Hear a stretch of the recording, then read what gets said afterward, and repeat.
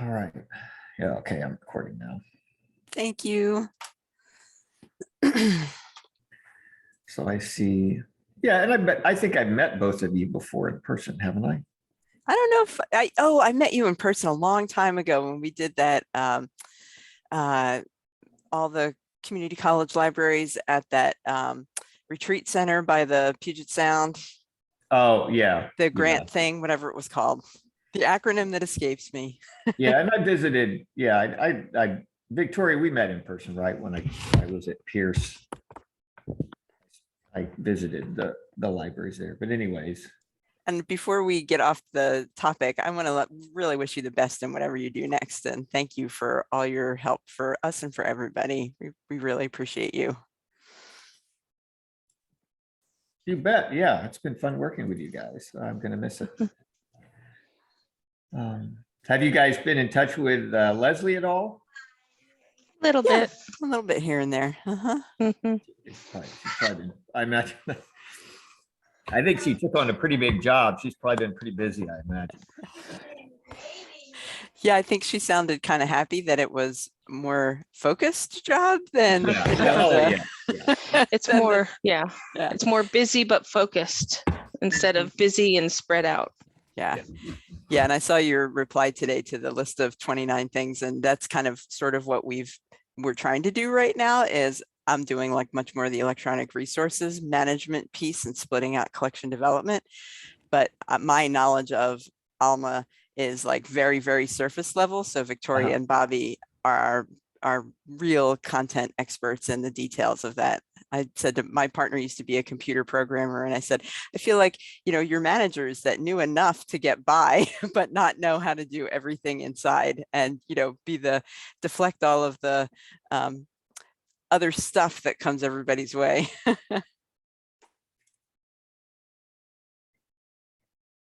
All right, well, here's the list of questions.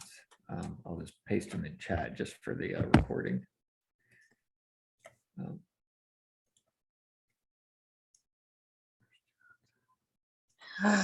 Just had to clean off yogurt from my child. She decided to finger paint with it. Oh my goodness.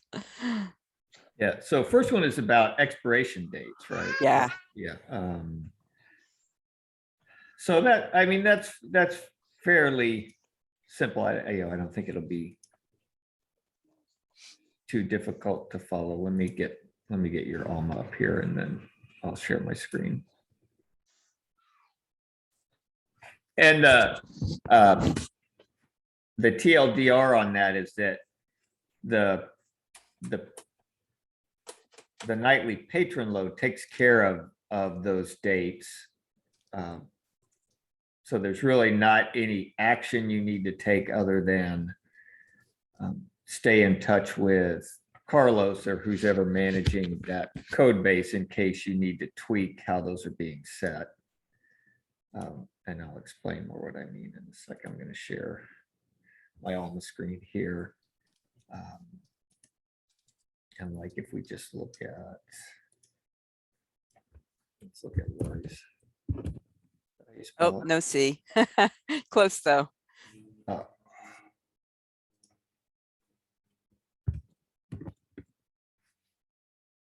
There So, and you guys may already know this. The account type, external versus internal, just tells you who's controlling the data in that user record. So if it's external, the external system is controlling the record. And if it's internal, it's a record you're managing in Alma.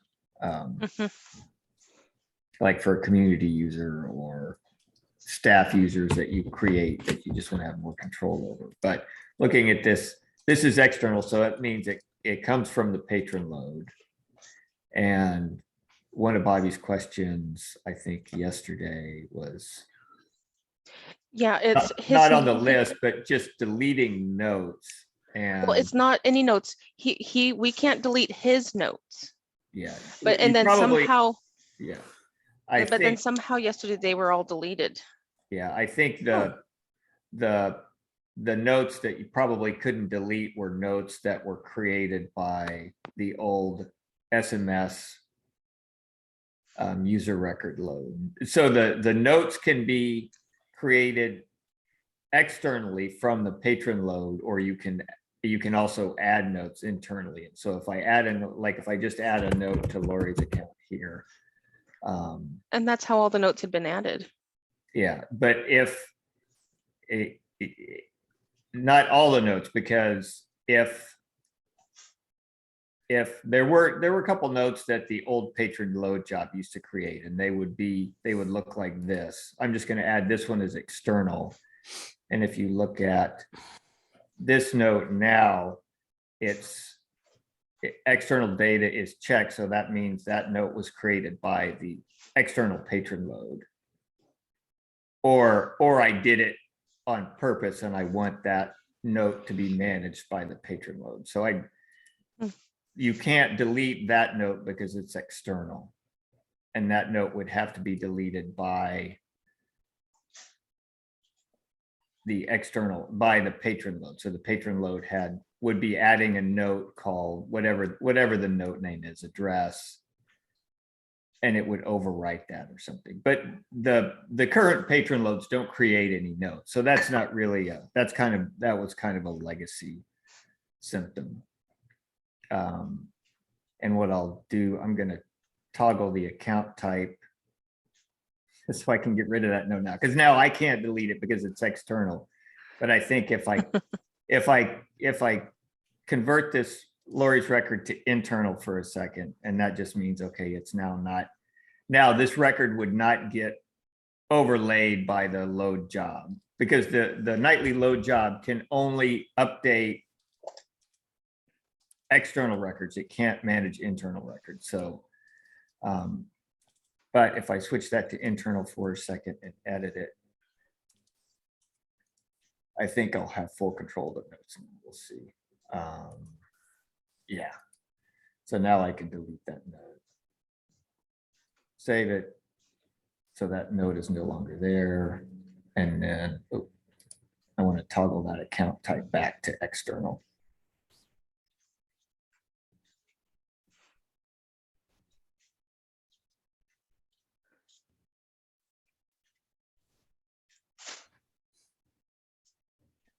So that's, do you guys have any questions about that little piece?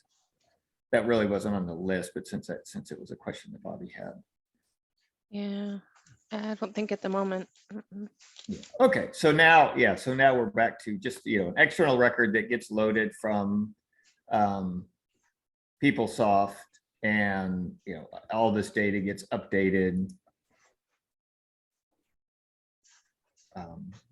by the load each night. It will change, if there are any changes to the record, like if Lori's name changed or address changed, then those data fields would get updated. But generally that stuff doesn't really change. The pieces that are important are the expiration date and the purge dates. And these are the dates on which you want the patron record to expire. And what's the official last day of this quarter, of this spring quarter for you guys? Technically, it is the 17th. Yeah, okay. We made our items. Yeah, technically it is the 17th. Yeah. Okay. So, the nightly load job looks at the current quarter and whatever the last day of the current quarter is, and sets the expiration date accordingly. Now, if you want to, you can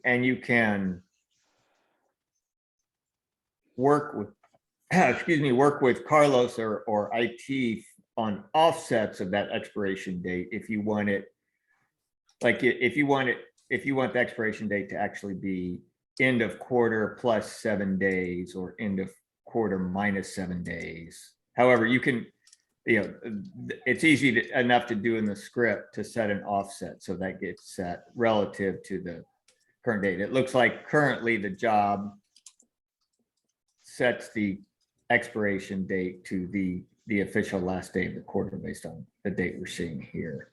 And same with purge date. Purge date is probably getting set to Leslie would have made these decisions when we did the implementation at Pierce. We would have worked with her and she would have said, okay, we want purge date to be 2 months after the end of the quarter. So that's where the purge date comes from. And again, it could be relative to the expiration date. So it can be plus 30 days or plus 60 days. With a purge date, you wouldn't do a negative offset. But, Okay, that's really helpful to know where those dates are coming from, that yeah, we don't really have to do anything. It just rolls. And those aren't dependent on the calendar in Alma. They're really dependent on RIT's side of things. correct. then. Yeah, Okay. exactly. Yeah, exactly. I would watch on, let's see, so Friday is the 17th.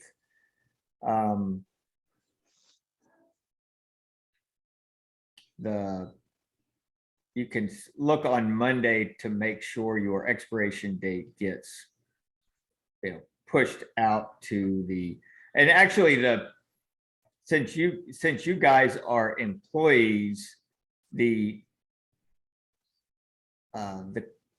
date may be, and I don't know for sure, but the date for employees may be getting set for end of school year. So come Monday, you may see 6/17/2023 or whatever the 1 year push is, whatever the last day of spring quarter next year will be. Okay, so once again, morning, Wade. Hey, Bobby. We recorded it, Bobby, just in case you weren't able to make it. Yeah, you guys do. So the staff expiration date is set via IT, not the Alma calendar. Yeah, and same with the student. The expiration date is set by the load script, by the load process, and the load process looks at the quarter dates in PeopleSoft. It's not looking at the Alma calendar. So it creates the user records and looks at, what is the academic calendar for Pierce, and sets the expiration date to end of current quarter. Okay, so this would explain then why when I was part-time and taking classes, my user group would change from student to staff back and forth depending on the quarter, and then the upload would change the date accordingly. Then, correct? Yeah. Okay, I'm with you now. Yeah.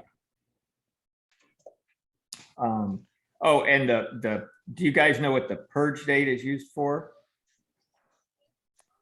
My assumption is it takes the records out of the system if there's not a match in the current file that's downloaded. Is that right? Yeah, it doesn't happen automatically, but yeah, that's what the purge date is for. To purge users from Alma, you do have to do it. It's not automatic. You do have to run a job that looks at that date, and that it's fairly simple. In the admin menu, there is a purge user records job, and How often should we run that? I mean, that's really library policy. I mean, it's Okay. up to you guys to decide, by institutional policy, what's your library policy on managing user data, stale user data or expired user data. Because what you do is you set, I want to delete, users whose purge date is at least, like, if you were going to do it every year, 365 days in the past. And you would say, I want to delete. It's always public user record type. The external users are always public. And then you select the user, you do it by user group. So you select the user group you want to purge. And then you can set a wave threshold. If you want to, by default, there is no wave threshold. So if anybody owes even a penny, Alma won't delete them. But if you wanted to delete users at, say, $5 or less, you could do that. And that's like for users that are,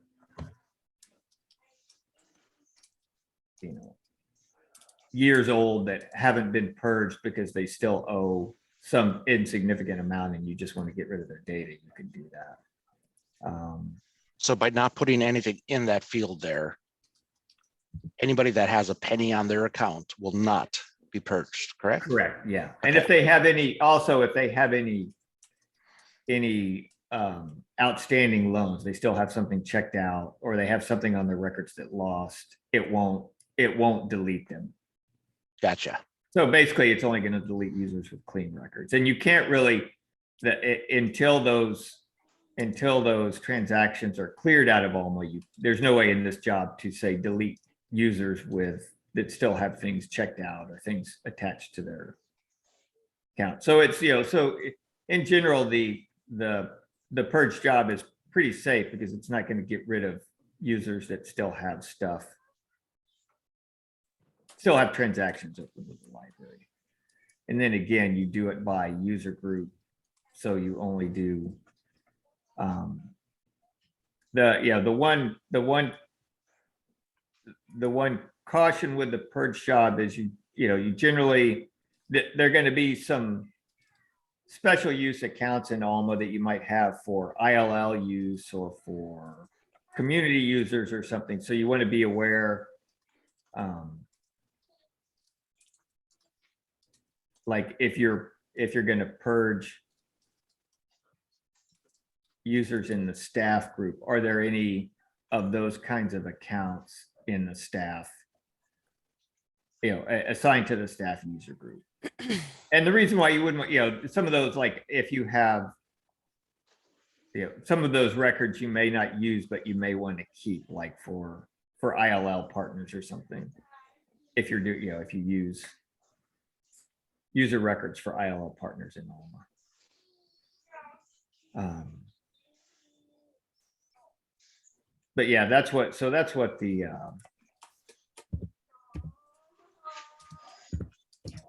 the purge date can be used for, or that, I mean, that's kind of the function of the purge date.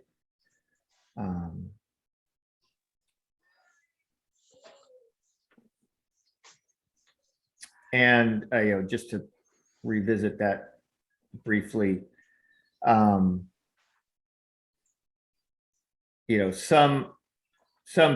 data points in the user records are owned by the data load process, and those will be marked as external, and that's stuff that you can't delete. And Bobby, that's why you couldn't delete that note that you saw. That note can only be deleted by the patron load, or changed by the patron load. Yeah, the only thing I don't understand about that is that my notes I had put in myself. So to me, those would have been, and that would have been like internal data. Yeah, unless you mark them as external when you added them. Nope. Yeah. So then I can't explain. Yeah, that. it's a weird one, but it's fixed, which is good.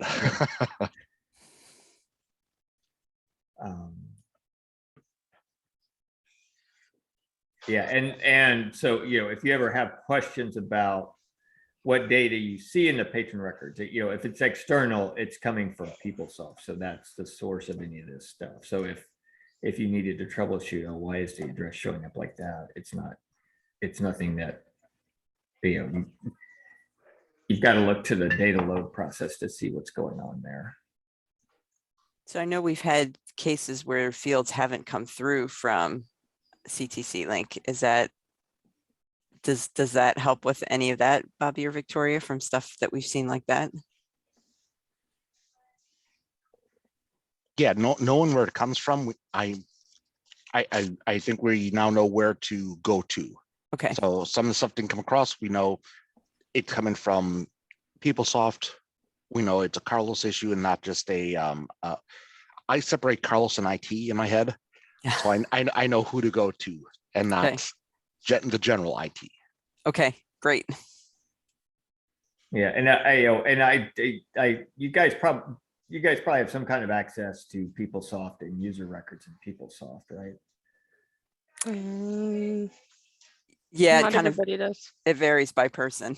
Yeah, What yeah, because I they've mean, got you could, yeah, I mean, because that's ultimately where the data comes from, right? So you could look in and this address should match Lori's address in PeopleSoft. You should be able to look in and see. So if if somebody thinks their phone number is incorrect in Alma, then it's probably incorrect in CTC Link, if it's external data. Yeah, no, we do have the oddballs that we look at Alma, they have no email address or phone number, but we'll look in CTC Link and they have a phone number and an address or an email and a phone number there. Yeah, and that's kind of a Carlos question because there's probably multiple, I'm sure there are multiple email address fields in CTC Link, so it kind of depends on which one you're pulling for the load job and how the load job, how that script that prepares the data looks through the emails in CTC Link and decides what to use. And that, I'm a little bit fuzzy about that myself because there's things like in PeopleSoft, there is the student portal where people can edit their, set a preferred email address in PeopleSoft. And if Pierce has that, different institutions seem to be handling that differently. But if students can go in at Pierce and say, I update their email address in PeopleSoft, is that in a place that the load job is looking to pull the data from, or how is that managed? And there's also the question, I don't remember at Pierce if for example, you guys are pulling only the EDU addresses, Pierce EDU, or are you getting a mix of email addresses? Some institutions have decided that, we're only going to use our institutional addresses in patron records in Alma. So the script is set up that way to only get the EDU addresses or somehow get them from another place if they're not in CTC Link. I know when I go into CTC Link, I see a mix of the EDU addresses and the personal email addresses. I think, lots of people have gone in and changed them from preferred being the college address to their personal one. So Pierce is allowing that. So I could see where what you're saying with there's multiple email field blanks essentially that the load can pull from. Okay, we'll check with Carlos if we're seeing some patterns. Maybe he'd be able to, to see, these 5 people, it went to this other place or something like that in the CTC Link record. And I mean, there can be issues that affect a certain type of user, and it generally kind of corner cases like running start programs like that. There may be sets of users in Alma that are a little different, like you guys service the military students, and if those, if you have some special programs or extension programs with WSU where the user records are distinct in PeopleSoft, they may need special treatment in the load job. Those problems don't seem to come up as often anymore, but in some of the early CTC Link go lives, there were issues with, we have this set of users that isn't being, we're not seeing in Alma, even though we should be in there. It's usually something like their running start or like a joint program with a 4-year institution or something like that.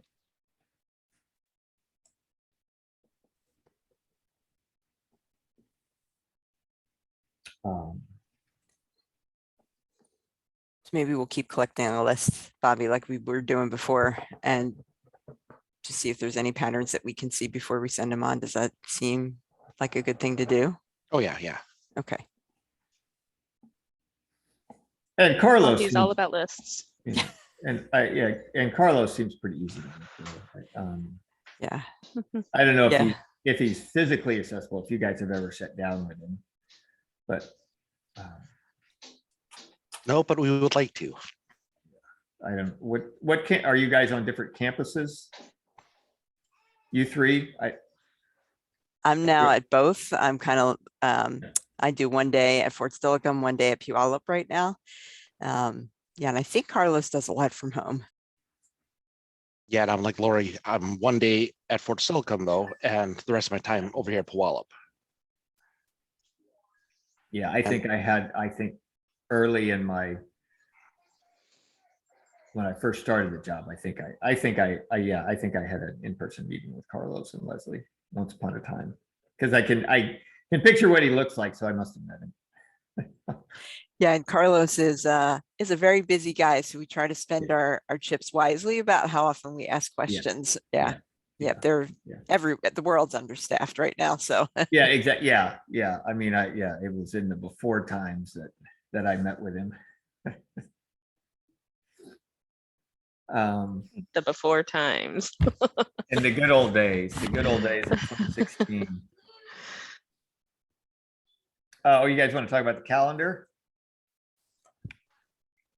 Yes. Sure. Okay, so calendar is in Alma admin. So we want to go to Alma admin and to general, and then add or edit library information. And there's, and particularly for you guys, the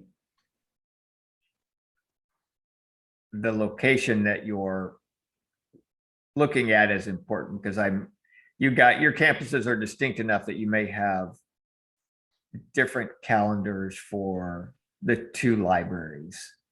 So there's the institutional calendar for Pierce College for all things that are the same everywhere. All the hours that are the same everywhere, you should do them at Pierce College. So you only need one of them, and no, they'll get rid of my taskbar is not doing well. Let me just close email.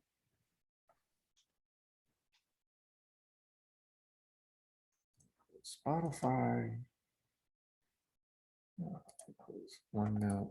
I'm just trying to get rid of my, and close that.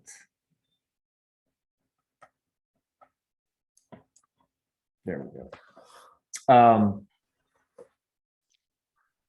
So again, managing the calendar at the institutional level is for all things that are the same, all the hours that are the same for every campus. And generally, and what's I already see, I don't see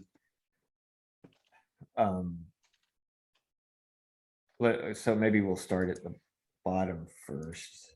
I think all of our Yeah. days are the same now, so that'll be helpful for us. But sorry, Bobby, you were going to say something. No, I was gonna say, we just have the one for Pierce College. I think in the before times, we did have Oh, I see. Yeah. a day that was different. Yeah. Okay. So what I'm not, why did I miss it? Or maybe I can scroll far enough. Where are your days of the week? Oh, here we go. Sorry. No, well, there's your exceptions.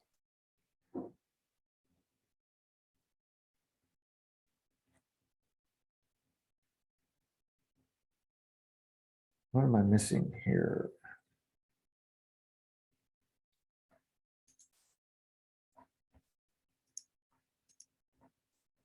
Ah, here we go. Sorry. Yeah. So at the, yeah, it's not up here that you want to do it. You want to, I keep messing up myself. Wade, how did you get here again? Well, I'm just configuring the institution, and there's, calendar management or libraries. So under the institution, so just Alma configuration under general, add or edit library information, libraries.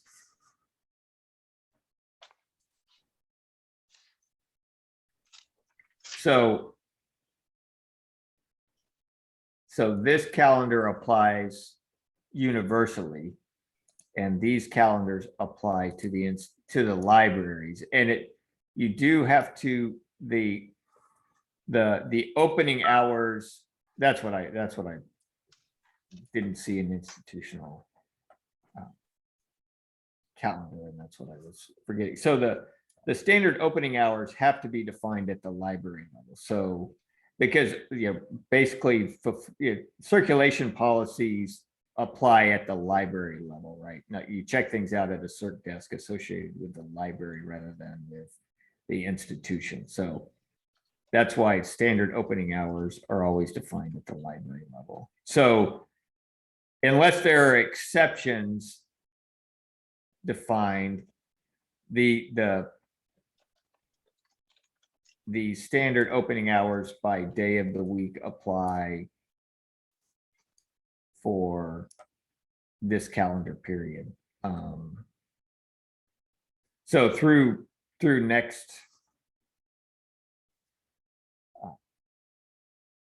September, the hours for Monday are going to be pretty long hours. You guys have 7:30 to 8:30. Unless there's an exception for a Monday, like closed for MLK Day, and then you're closed all day. Every Monday is going to be open for this amount of time. Exceptions that, unless you want to keep this data here, just as a record of what the dates were in the past for some event, you can delete exceptions that occur in the past. There's no, right, obviously 2019 is far gone, so there's no there's that date isn't going to occur again, so that exception isn't really necessary. And you want to be aware of, especially a good time to review the calendar would be at the end of the summer, because if this October, if you started checking things out to faculty and there was a year-long checkout or something,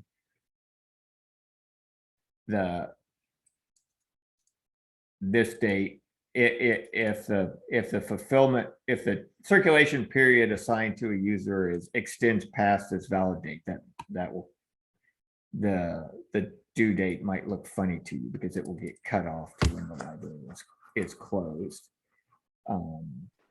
So it's if you don't it wouldn't be a bad idea to push the valid 2 out further for the standard opening hours, just because you can always go in and change them if they're going to change, but just to keep them valid. You don't want to get too close to this valid 2 date before you update them.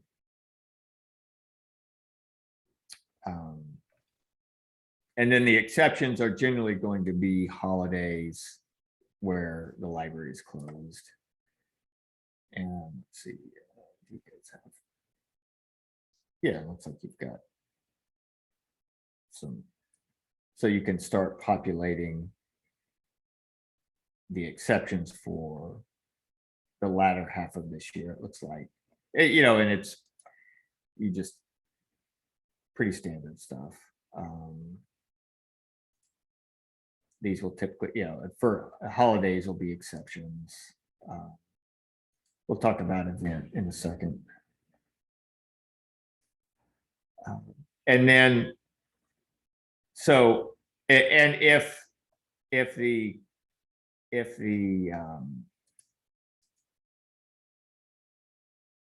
given that the holidays are generally going to be common among all the institutions, you can just put the exceptions in in the institutional calendar, and they will trickle down to the, and maybe that's actually, oops. What happened? If we look at, and it may already be. Let's see.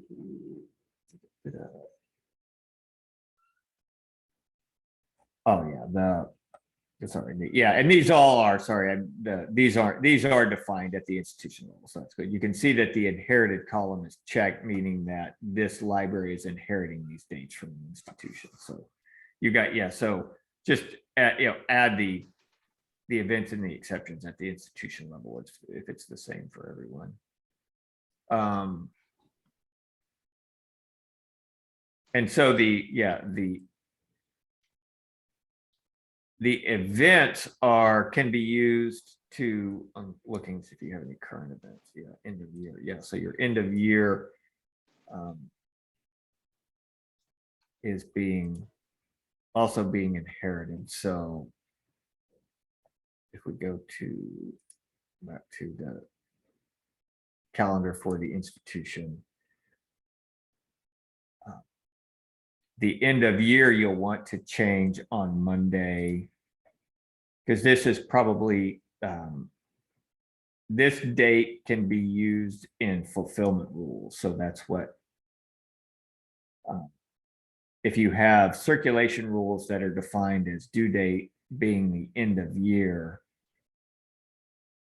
this is the date that they'll pick up. So there's some fulfillment rule that points to an event called end of year, and it's going to set the due date to whatever date is in this event. And so if you don't update this date and somebody on Monday comes up to the circ desk to check out something that's supposed to have an end of the year due date, it's not going to work because that due date on Monday will be in the past. So you want to update this maybe on Friday before you leave, or, and I don't know if you guys actually have any fulfillment rules that use that. So would we make it a new event then for end of the year No, for you would next just, year? no, you would just change that date. Just change that date in that same event. Okay. Yeah, exactly. That way you only have one and you just, update it each year. Victoria, I wonder if that would take care of the due date for the artwork for faculty, do you think? I was thinking so. I wonder if it would also change the technology equipment, which we don't really want them to have now for a whole year. But then we would, I asked Leslie and she manually did it. Okay. So it, to be determined at the moment for equipment, but for artwork, we would move forward the date here and then the end of year date. And then I think we could go in and update, extend the artwork. Okay. Cool. Yeah, and for equipment, do you guys just set a due date at the manual's due date at the circ desk when somebody checks something out?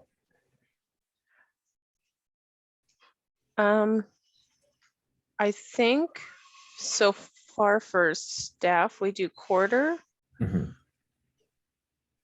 Um, Because some schools, yeah, like equipment is just, they ask people, oh, how long do you need it? And so they'll set it, how you can set them, you can override the due date when you check something out and set up. oh yeah, if we give students that option, they'll say, oh, for the whole time I'm here.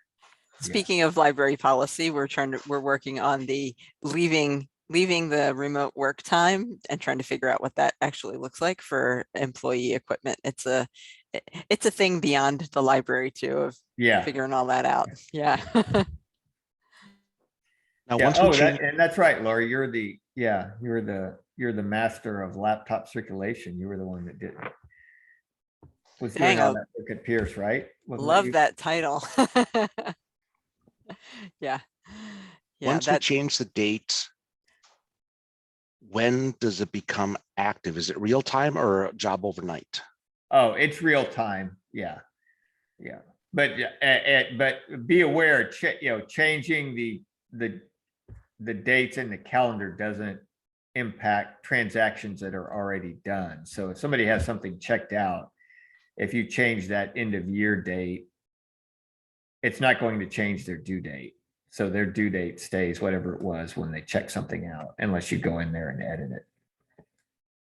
But for new transactions, the calendar changes are immediate. The one thing about the calendar, after you make changes to the calendar, you do want to apply changes here. That's the one that's easy to Yeah, forget. So I remember that one. Yeah, It's that- like a double save, a save and then a save. yeah, and that's, I think that's so you can make a bunch of calendar changes at once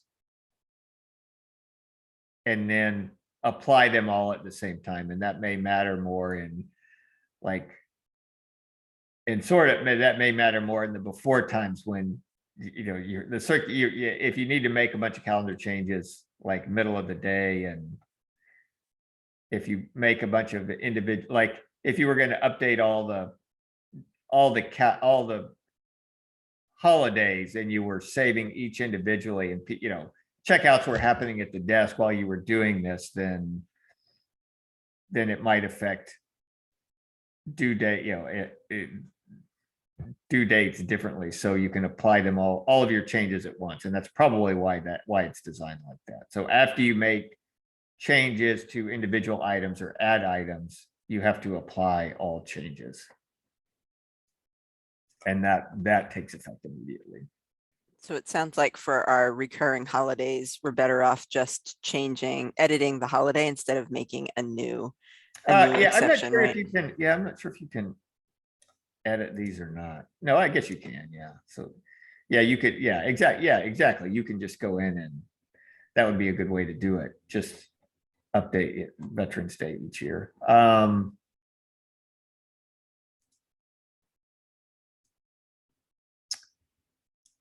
Depending on how far in advance you want to do it, because if you're editing the existing ones, then you can't edit the Veterans Day exception until after the date has passed. But if for some reason you wanted to set them up all in advance, you could add, Veterans Day 2022, Veterans Day 2023, etc. My hunch is we do a year at a time, but Yeah, that's something I think we can figure out, right? Yeah. Maybe that's some of what we do next week, Victoria and Bobby's. We kind of figure out what the pattern is if we don't have one already. And Sounds good to me. the primary thing these calendar events are, the holidays are used for, is if a due date happens to fall on a holiday, then the due date will get pushed forward by a day. It's, even if all of these, the most critical calendar things are at the library level in those open hours. That's the most critical. Second most critical would be any events that you actually use as due dates. And then the holidays are important insofar as you might be charging overdue fines, because the holidays can determine whether something is overdue depending on whether something came due during a break or on a holiday. Then the date will get pushed forward. If the date doesn't get pushed forward, then they might be charged extra days for fines or something. That's really what those exceptions really do. And if, to the extent, if you're not charging fines and then overdue doesn't have as much significance other than a moral one, so that it's not going to impact, people may not, it's just it doesn't matter as much, but so even if you didn't manage holidays at all, it wouldn't be the end of the world. It's but the 1-day holidays, the exceptions that are multi-day are more important because there you do, it's not like Alma won't work on closed days or Primo won't work or anything like that. It's mostly about when something is due is what all of this is for. So I have a question about the open and closed hours. Uh-huh. Should those match our actual open hours? For the most part, yes. Because Yeah, right now I- we're open, was it 8:30 to 6:30. 6:30?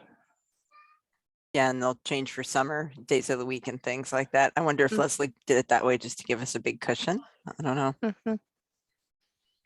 Yeah, well, we didn't know at the time what we were going to do.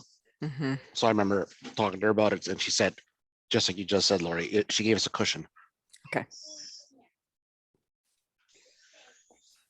Mhm. Yes, we may want to change them for summer to at least get rid of the open on Friday piece. I don't know. Well, there's an exception on bottom, I believe, for open on Fridays Summer Uh-huh. Fridays closed. Okay. or closed on Fridays. Yeah. Oh, yeah. Yeah. You can set an exception like for a day of the week, right? That,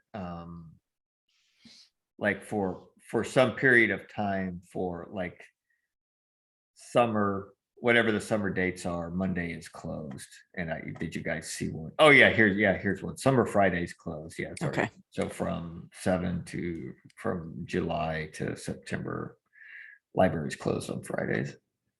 Okay, good. So we're already covered with that. Oh, yeah, and if you don't like Saturday and Sunday, looks like you guys aren't open, or at least this library isn't open. So there's Mm-mm. you just don't have, there's no like standard closed hours. The library's just closed. Yeah, if the library's closed on Saturday and Sunday, those are just closed. Yeah, we used to be open on Saturdays. And if we ever do get there again, we would just put in a standard opening hours Yeah, strictly for Saturday. exactly. Yeah. Okay. If you guys get, when did you guys stop? At when COVID started, or? Correct. Yeah. And For a would you- while, we stopped with budget cuts, but that money came back to us because people said, you have to be open on Saturdays, and then no one showed up or very few people. Anyway, go ahead, Bobby. You had something more important to No, say, I think. no. I was just thinking, it's like, would we want to remove a line, or is there a way to disable it? Does it make a difference?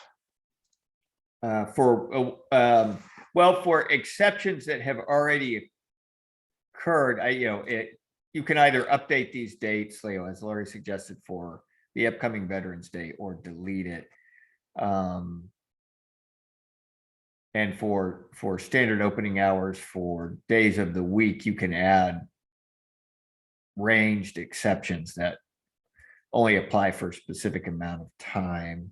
Okay, so what we could also do is then, if, let's say, closed for Memorial Day, let's say for some unknown reason, we are open from now on Memorial Day, we could just make our valid to date in the past, and then this rule or this exception will never be touched again. And then if we ever do open up or close for Memorial Day, we add the brand new date, and then the exception goes back into play. Exactly, yeah. Gotcha. Yeah, we can almost use it like a checklist so we remember what the holidays there are.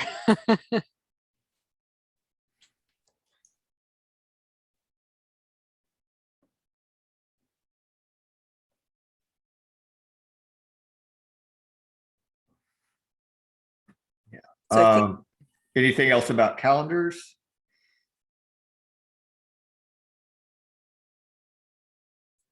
that sounds pretty good. Once we Yeah. start messing with it, we may have questions to again, but Yeah, okay. Let's see. The third question was, we have some items on reserve that can be loaned out. We don't want people to request them. Is there a way to turn off Yeah, let me think about this for a sec. So, yeah, And I guess we could make it just like all items that are on reserve should not be requestable. Correct. Any PY reserve or FS reserve?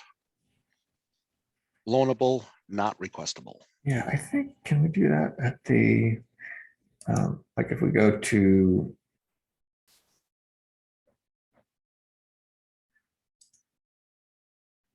Bobby and I were trying, and then we ended up breaking it. And then we're able to fix it back to what it was. So that's why we're asking you.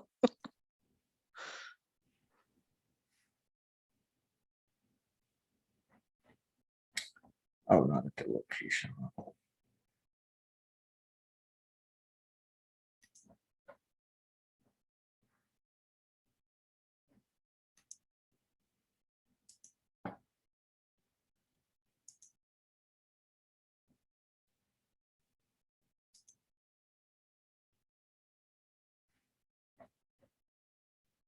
So in the fulfillment unit for reserves, if all of those locations are in here, then we can just make this whole fulfillment unit no request. And that, let's see, that will just prevent requesting on anything. And is that it? Is that what you're looking for? Is it that? Yeah, now you did this under the configuration Pierce College. Do we have to do that at that level, or do we do it at just the library level? At the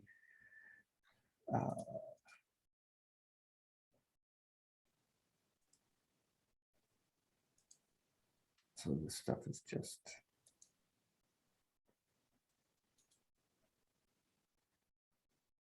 so these you don't have any fulfillment units that are defined at the library level. It doesn't look like. It looks like the owner is the institution level. Yeah. Oh, right. Yeah, right there, staring in the face.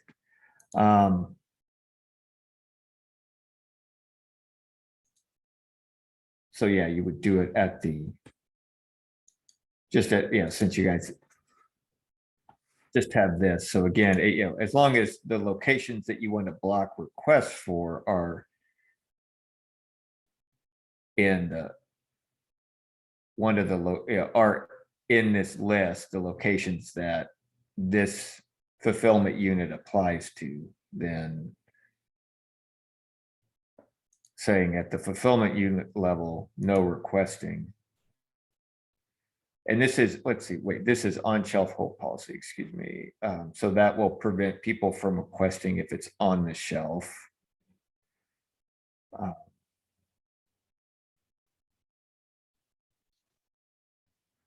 So And you is- don't want them to be able to request if it's checked. You just don't do any holds on any reserves. It's just first come, first serve always. correct. Yeah, so then we have to look also at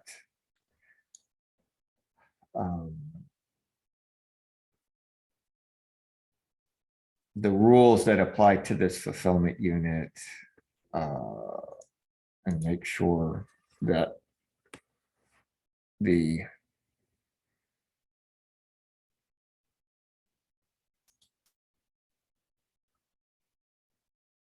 TOU, I'm just looking at a random, let's look at the request.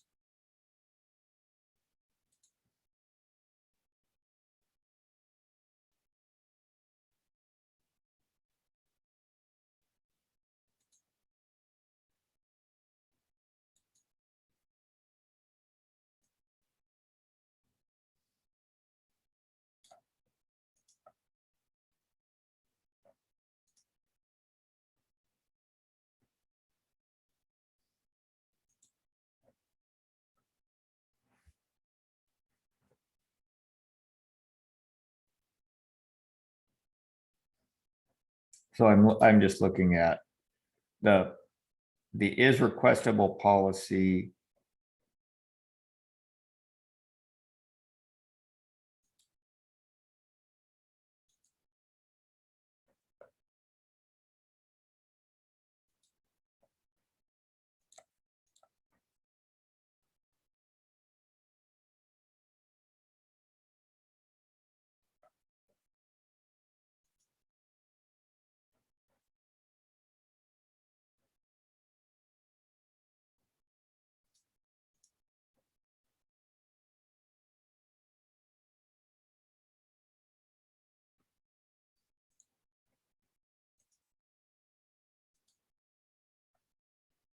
So it looks like these are the terms of use where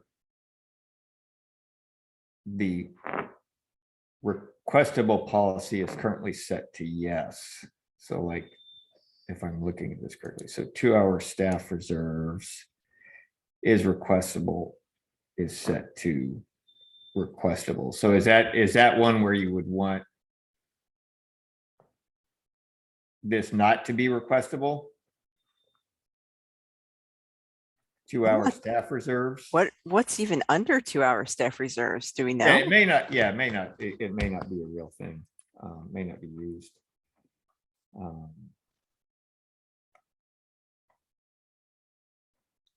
Bobby, can you think of anything? I saw you unmute.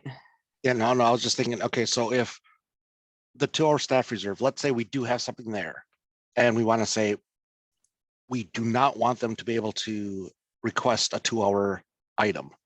Right here is where we would change it then to not requestable. Yeah, exactly, yeah. Okay, And so just to back up a little bit, yeah, the TOU is basically like the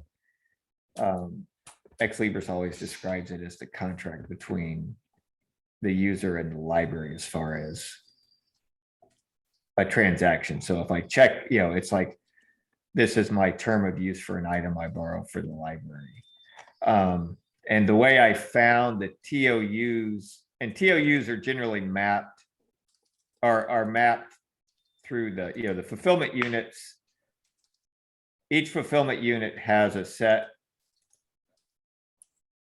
group of locations that it applies to, right? So this fulfillment unit applies to the reserve locations, and the rules that apply are here. And these rules determine what TOU gets applied. So by user group and by item policy. So the term of use is where those individual kind of little policy decisions are set. So the way I got to that list I was looking at, if you look at, you can go to advanced policy configuration to see all of the little components that the TOUs are made of. So a TOU can be constructed from these different components. And I wanted to, the nice thing about this list is if I look at requestable, I can look at one specific policy. And where did it go? Policy type. It is requestable in the Thank you. list. Thank you. Is requestable. So if requestable is set to true, I can show all of the TOUs that use that policy. So that's an easy way to see, what is currently set to requestable is true. And that's how I got to this list. So if I want to edit this guy, this particular TOU, and turn off request, I can just do this. I can just set it to not requestable and save that.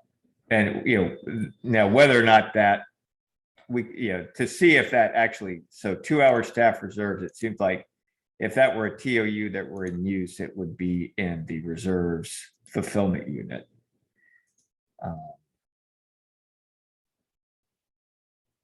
Let's see. Yeah, so there is a 2-hour staff reserves here. There is a rule where that if a user group is any of these and the item policy is any of these, then the 2-hour staff reserves does get used. It was last updated in 2020. Yeah, this may or may not actually, you may not have these items anymore, or you may not be using those items, but so it does exist. And then just to look back at advanced policy creation and see, let's look at, were there any other terms of use that look like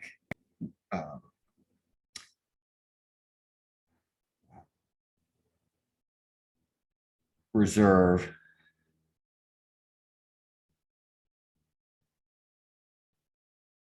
Is 1 week staff limited? Is that a reserve kind of? My hunch is that might have been staff laptops. Does that sound right? I don't know.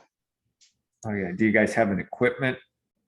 Oh yeah, so you do have an equipment fulfillment unit. And those are requestable.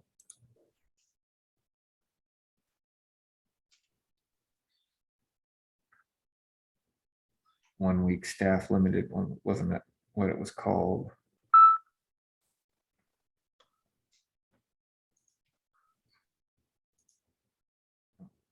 So you just said that everything here is requestable for our media? No, I was just looking to see if I could find that where that 1 week staff limited rule was used. Okay, okay. Yeah, I don't know.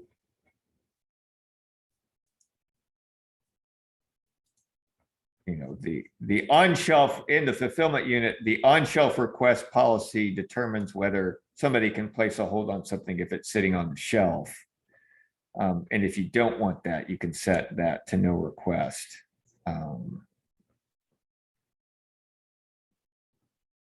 But that's.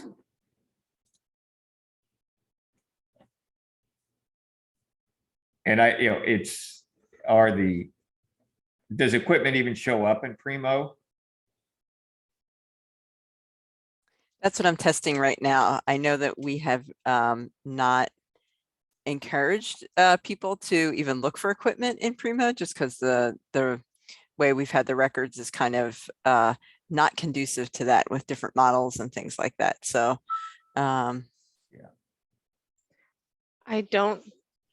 I think we do. I think they are. You do see them in Primo. You can We can always suppress them change that. if you edit the locations, which you have to do at the library level, you can suppress from Primo. So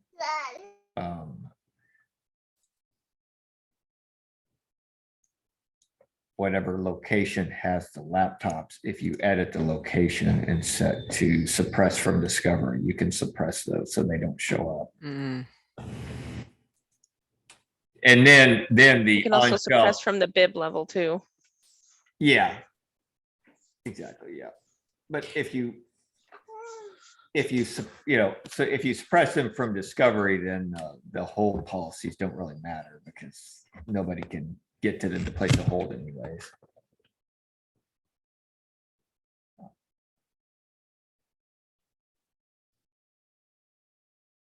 Yeah, media equipment, I guess, would be media and equipment. I guess that would be the one that you would want to suppress.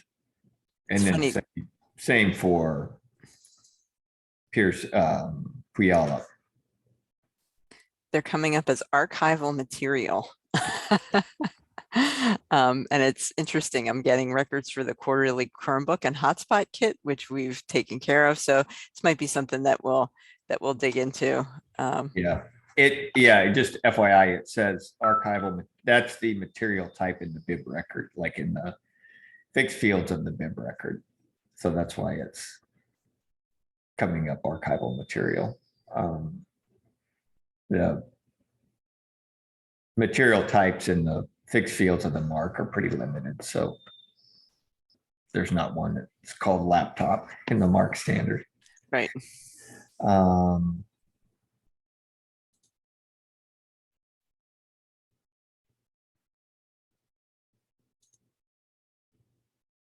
So does that answer the questions about managing the requestability? I think, it looks like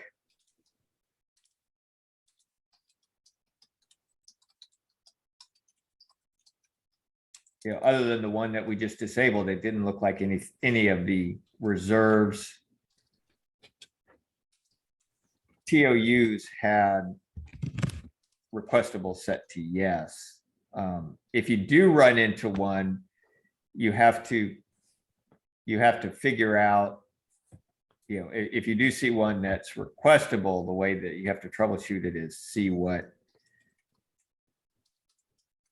TOU is being applied to that user and that item, and kind of reverse engineer it from there.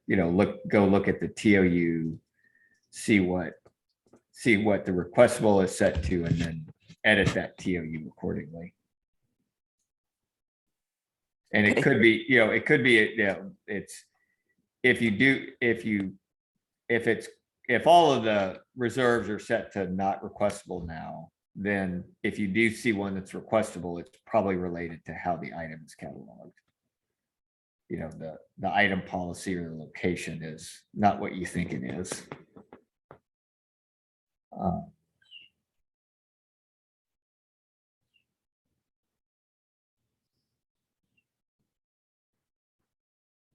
And then you mentioned running Stark textbooks. Are you seeing that those are requestable? Is that why that example is here, or is that just an example of things? No, those we wanted to make not requestable, but loanable at first. But now we've decided just to make all PY reserve and FS reserve not requestable, but loanable. I got you.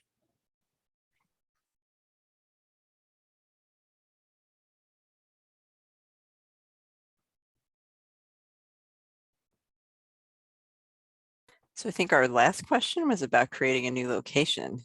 And we were thinking of something that was sort of controversial on our discussions of making a retired location for the items that, especially media equipment that is no longer in use, but we're not ready to delete it yet. So for example, we've just had a couple of hotspot situations with vendors where the hotspots are no longer supported, they were replaced, so we're not really ready to delete them yet. We want to put them in like a retired location instead of getting rid of the record immediately, because things can happen where we need to know what they were. Yeah. So- No, you can do this. You'll need a retired location at each library because the locations are library specific. So you'd have a PY retired and an FS retired. And you would want, when you create them, you would want to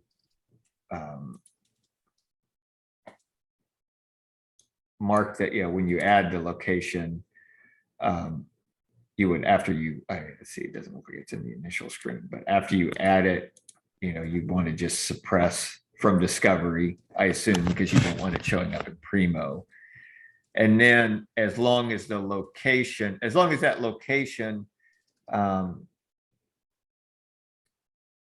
isn't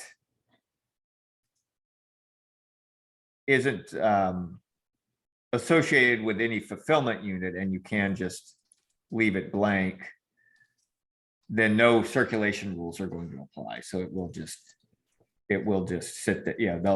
The records will just sit in that location and do nothing. But will they show up as in place, not in place? What will their status be? They would just be in place. I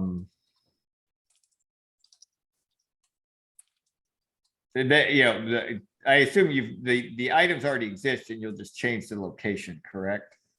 Correct. Yeah, so they'll when you change the location, they'll just appear. They'll just have the same status as they had in the old location. So as long if they're saying, I get, if you have another way to say that is if any of them are marked as lost, they'll still be lost.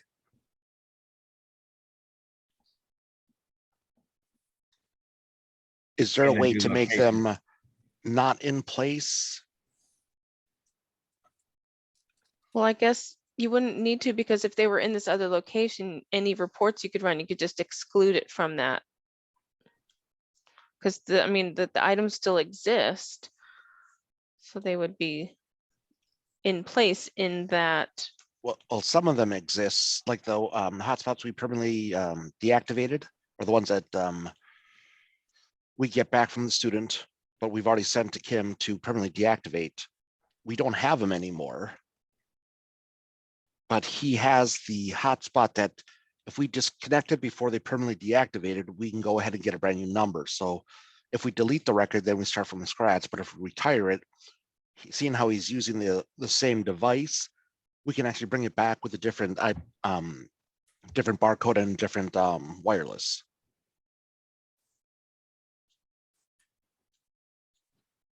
But if we show that it's in place, I'm thinking I'm going to be looking around saying, hey, I got it here somewhere. But if we show it not in place, then I know I don't even have to look for it. It's something we don't have.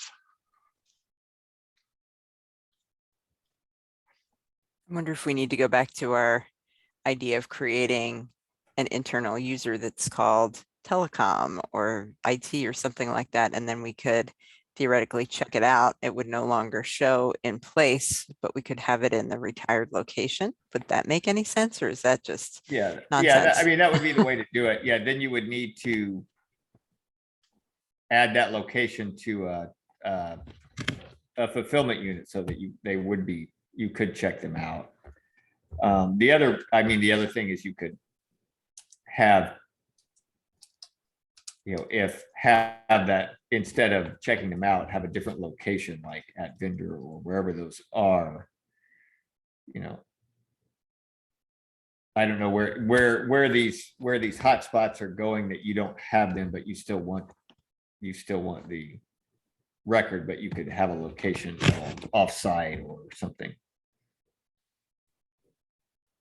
Yeah, I think these specifically are going to our IT's telecom department. So, when a student doesn't return something, and with Verizon, if it's over a 90-day mark, it like puts it into a whole different category of what they can do with it. Yeah. And it's lots of details that are interesting to manage. Yeah, so so the patron brings it back in late, so it's deactivated, so they have to be reactivated. Technically, the patron would still have it checked out, so it wouldn't show as in place. You would, right? well, if you get it, I mean, you have to get it back from the patron to give it to IT, right? Well, there's two scenarios there. There's that one, and then we also have the ones that the student did not bring the hotspot back. We're still within the 90-day limit before Verizon considers it lost or stolen. We can then go ahead and disconnect it from our end. That way, if the student does bring it back after the 90 days, we just have to call up and we can get a brand new wireless number and the hotspot's ready to go again. Because if we try to reactivate the one that is over 90 days, then it's a big process to try to prove to Verizon that it's not lost or stolen, because that's the way they marked it on their end. Oh, I see. Yeah. But we still lose the wireless number. So in that scenario, the item would be declared lost because it's been overdue for a long time, still technically be checked out to the student and wouldn't be in place. But if we want to have a way to label that in Alma, that's where we're thinking about having this other location for that, right? Correct.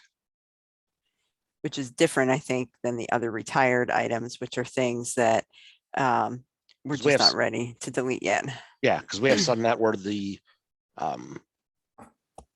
we chose to permanently Mhm. deactivate certain things. We no longer have the item here anymore. But it was our choice, so it's not on the student record anywhere. It's just showing up in our inventory as you have another hotspot here that's available when we don't. So we thought, instead of deleting the record, because once you delete it, you can't pull it up anymore to see it anymore. But you can run a report to see it, but I can't see running a report every time you need to see something. So if we retire it, it's still accessible to everybody. Yeah. People just, the student or whomever just can't see it on their end. And then when we're ready, like maybe once a year, we can purge stuff out. And I just confused everybody. I almost wonder if we have two different things. There's one for retired that describes that scenario. And then there's like a different location that's really about the hotspots that are potentially going over this 90 days. Does that make any sense to have two separate locations for that? Yeah, I think it's just on the latter one, if those items that are still checked out, you won't be able to edit. So you won't be able to change the location on an item that's checked out. Oh, okay. That makes So, sense. You'd have to get, you'd have to check it in and then you could change it.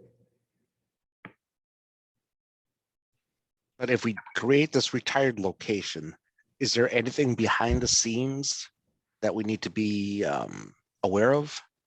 Not that, we create it, we start using it, then we find out down the road that, oh, we messed this up, or we forgot to do this piece or that piece. No,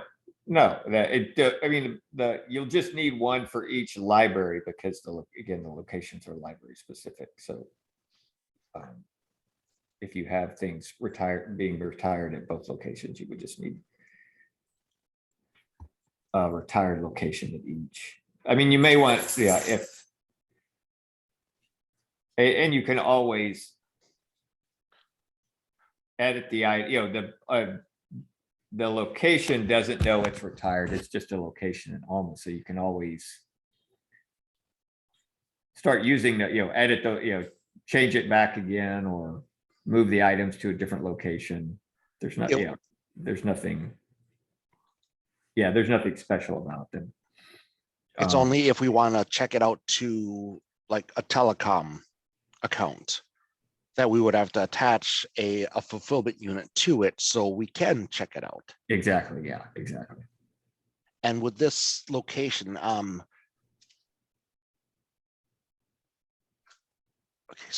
okay, I'm thinking, okay.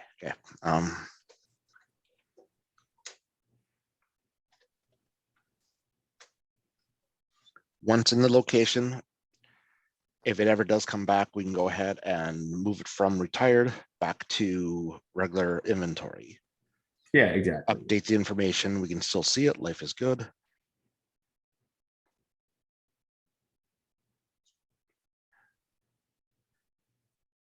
Anything with work orders.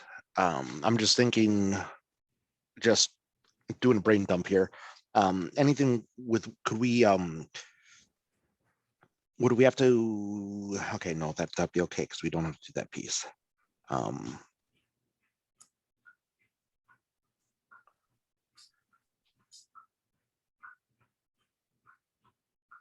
No, okay, I'm good. I thought it through. Yeah, and remember I guess just remember the difference between the bib record and the item. I don't know how you guys are doing bib records for this stuff. If you just have one bib record for all the hotspots or something, but the location will only apply to the item. The bib record is more generic, right? So the bib record is separate from the item record. Yeah, So it's Victoria's the the item bib that's in record. the location, not the bib is just a bib record. It's just Victoria, thoughts? it's just a description of a general description of any items that are attached to it. But that won't, yeah, that doesn't really, I mean, it doesn't impact anything we just discussed, just something. Okay.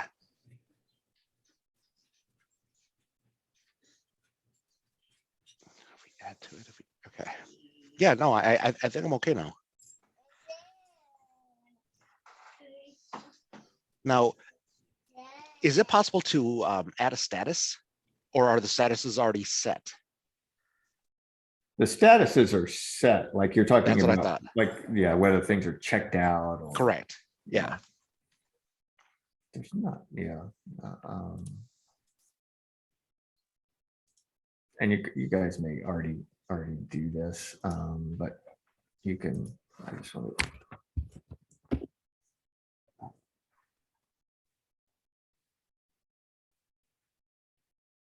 You can search the configuration for something just to see.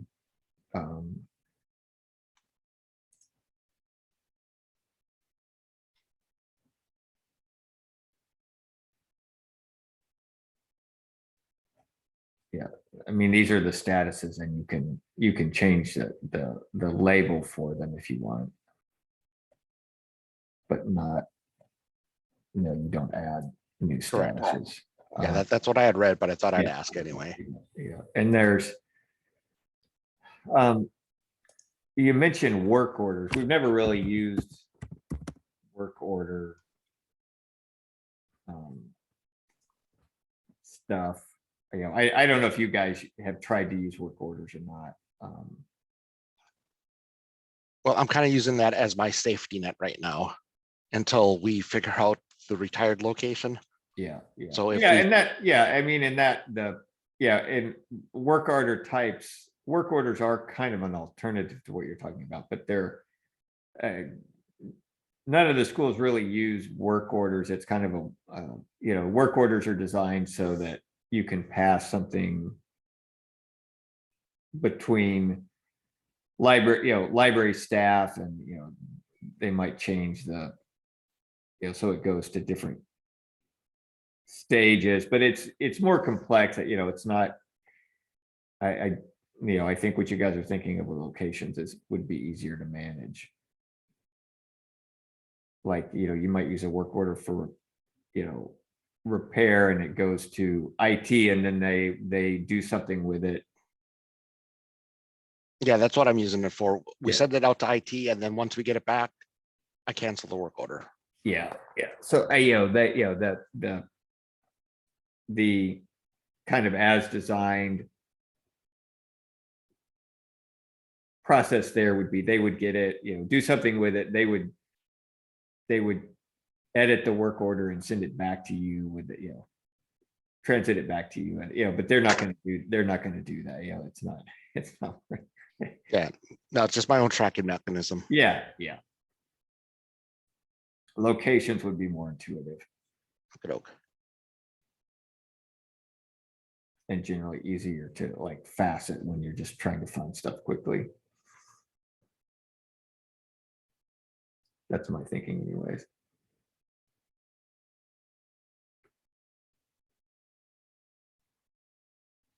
And if you guys start taking this stuff, I'm here through the end of the month, so there's still a couple more weeks if you guys want to come back with more questions or anything, or another call.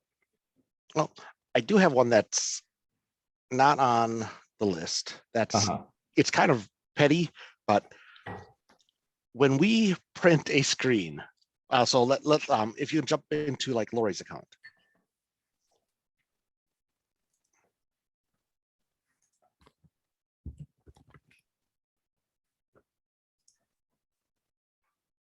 Okay, so let's say she checks something out.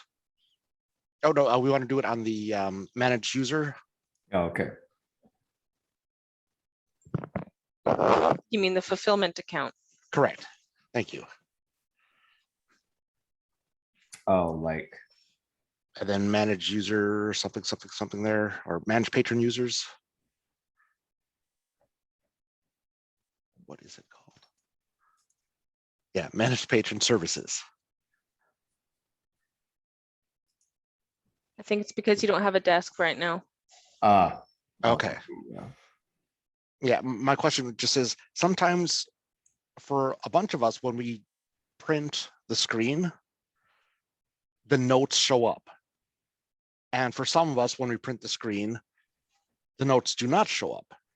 And we would like to see how we can do it so the notes don't show up, because we always don't want to have the students see our notes. Because we might say, you know, student return computer dirty and blah, blah, blah. Well, we don't want to tell them that we wrote this. But when we do a screen print, so we just go up to the 3 little dots up on top there by the or whichever the browser is, yeah. And we just do print.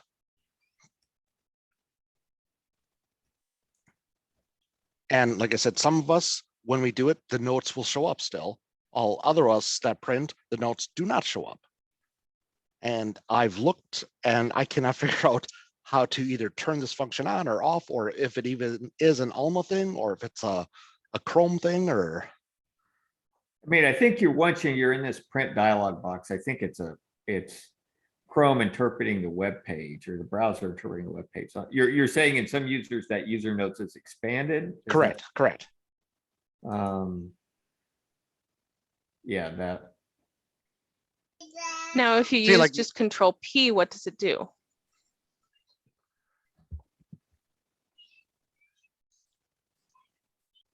Because like yours is not showing it, but yet Lori Okay. does have a note saying, I forget what the note she has there that you put in. Maybe I don't want to know. Yeah, I'm sure a lot of the students don't want to know what we wrote either. But see, she's got the note that signed media user agreement. Yeah. And when we did the print, it did not show up. But if I do that, it shows up on mine. Yeah, so I mean, you're just yeah, I mean, these are people at the desk that just want a list of what they have checked out or something? Sometimes we give them a screen print so they can see right away that, you know, this is what you have checked out. Or if somebody's going to pick something up, we'll do the screen print. That way we have their name, their ID number, what they have checked out, and we could staple it to the computer bag or something. But Yeah, we don't I want them think- to see those notes. Yeah, well, yeah, I mean, a cleaner way to do it might be.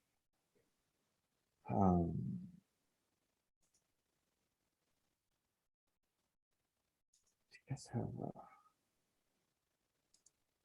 One of the, I think there's a cloud app that will do that now. Well, I know once we hit done, they'll get an email saying that, okay, these are the items you checked out, but students don't always check their emails. Yeah, no, yeah. Let me enable cloud apps in your environment.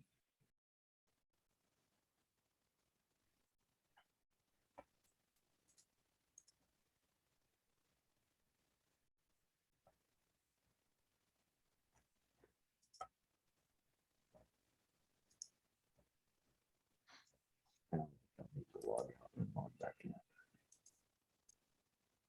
Cloud apps are like widgets that you can add to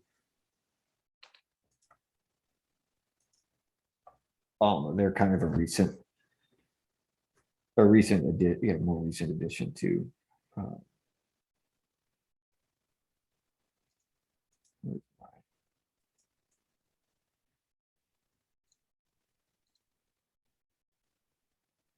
Is that my cloud? No, what are my cloud apps? Oh, I think I have to, excuse me, I don't get it. There's a role.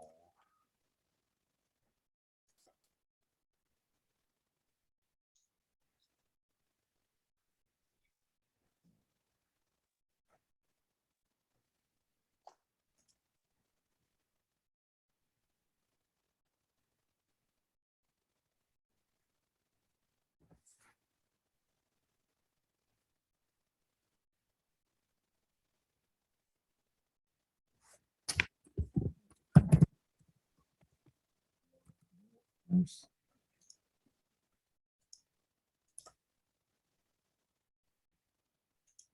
Missing here.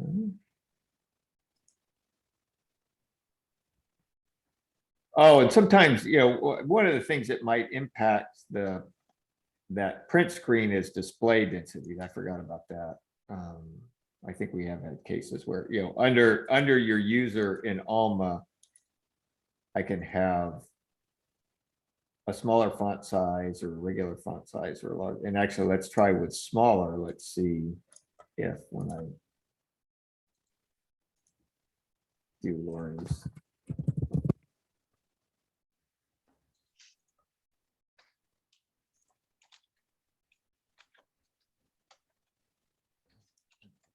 Yeah.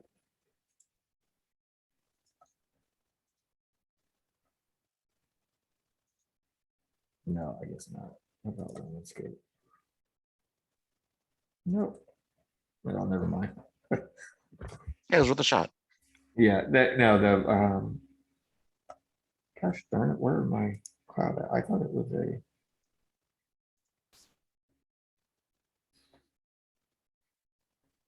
Oh, let me just.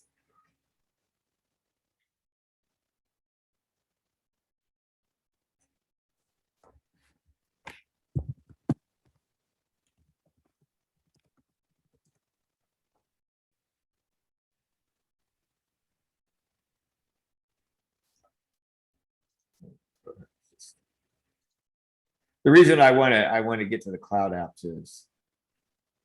Oh, it's that icon. Was that icon showing up?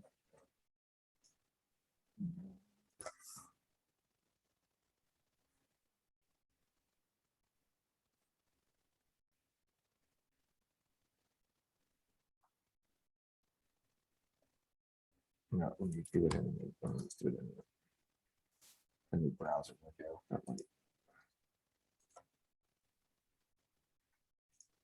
Because I think even the Overs Cascade Alliance, I think might have written cloud out to like print loan receipts, make printing loan receipts easy.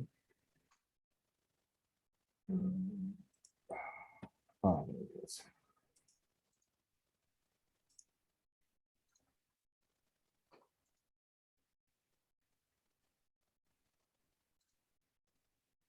And so you got, I mean, like you guys should be able to get to that icon now too, where you can look at the cloud apps. And again, these are almost like browser extensions, but for Alma. And I think there was. Oh yeah. Oh, wow.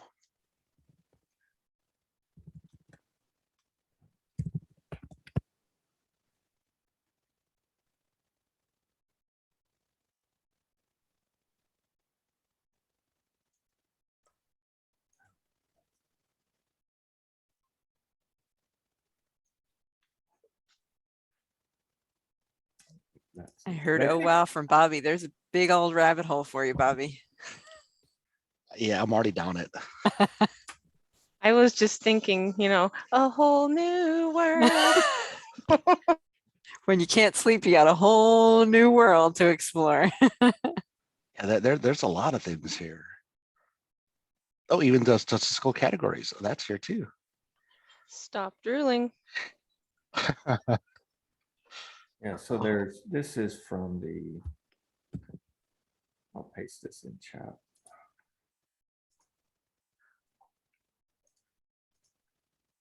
If I can find chat.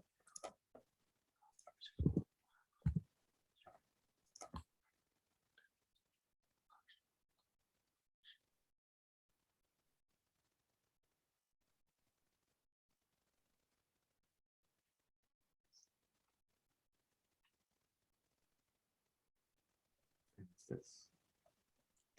The image in that example looks like a good one. Yeah, there's 3 pages of them. Bulk scan in, multiple item edits. There's something with the labels. E-collection quick update. I was just looking at the Ex Libris page that Wade just put in the chat too. There's print loans receipts directly via browser extension. Yeah, that's something that a customer wrote. I mean, it's dated 2019, so I don't know how. Oh, good I point. mean, it may still work, but Mhm. Yeah, well, I'll get back to you on that. I thought there was a cloud app for loan receipt, but Well, there's printing multiple slips per page. But I think that's like pull pull request slips, like for in the Holds workflow, you can print out a transit slip, transit slip or request slip. I don't think that's, I don't know if that's for a loan receipt slip. I think that's something else. Yeah, I think the notes showing or not is somehow a browser thing. And I thought.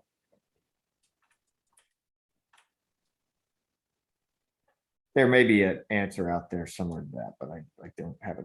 Yeah, like I said, it's Yeah. very, very low priority. No, yeah, I remember it that just- question coming up. Yeah. I've been looking and looking for months and I just can't figure it out. I'm sure it's gonna be something really simple, but Yeah, I don't think it's anything that. It's not an Alma setting. It's some browser interaction with Alma. gotcha.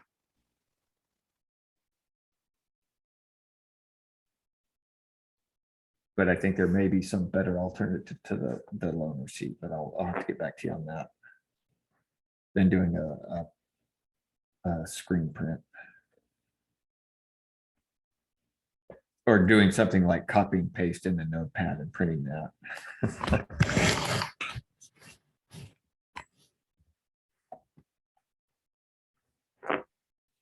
All right, so thank you so much for your time today, Wade. Does that feel like we're good to go? about Yeah, Victoria? yeah. And like I say, I'm around for a couple more weeks, so just hit me back if, Okay. Yeah. Thank you very much. yeah. All right. Thank Well, you. you guys have a good day. Oh, and You send too, us Wade. send us All the right. recording, please. when you Oh, have a yeah, will chance. do. Yeah, yeah. Yeah. Yeah. All right. Thanks so much, Wade. Yeah, we'll talk to you guys soon. Thank you. Watch out. Bye. All right. Bye.